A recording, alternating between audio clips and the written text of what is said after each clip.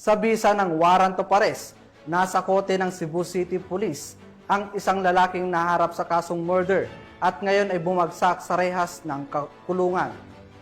Ang pagkakahuli ng sospek ay bahagi ng pinaigting na kampanya ng PNP laban sa mga taong patuloy na lumalabag sa batas at nagtangkang takasan ang pananagutan. Nakibalita dyan si Patrolwoman Jodette Nicanor. Mas rehas ang lalaking may kasong murder matapos maaresto ng kapulisan ng Cebu City sa Mahayahay 2 Barangay Pasel, Cebu City nito lamang nakaraan. Kinilala ni Police Lieutenant Colonel Gerald Jake Manguera, Chief ng City Intelligence Unit ng Cebu City Police Office, ang suspect na si Rafi, 39 anyos na residente ng nabanggit na lugar. Bandang 1:20 ng hapon ng tuluyang mapa sa kamay ng mga otoridad ang suspect sa bisa ng warrant of arrest para sa kasong murder na inisyo ni Presiding Judge Honorable Hilbert Moises ng Regional Trial Court Branch 18 Cebu City na walang rekomendadong piyansa.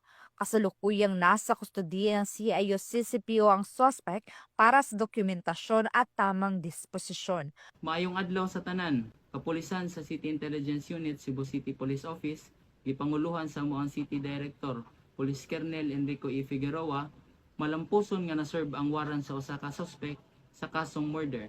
Ipasaka sa RTC Branch 18, adlaw Disyembre 28, 2018. Sunod sa pag-agak sa moang City Director, akong giahag ang ato ang kadakbayan. Akong aduna mo'y warrant or na mo'y kailang naay warrant, mahimo nga mo dangop kamo sa pinakaduol nga police station. Mayong adlaw sa tanan, daghang salamat. Patunay lamang na ang kapulisan ng Cebu City ay patuloy sa pagpapatupad ng kanilang sinumpaang tungkulin kontra kriminalidad upang magkaroon ng maunlad na bansa para sa sambayan ng Pilipino tungo sa isang bagong Pilipinas. Mula dito sa Cebu City Police Office, ako ang inyong Police News Network Correspondent, Patrolwoman Judette Nicanor, alagad ng batas, tagataguyod ng balitang pulis.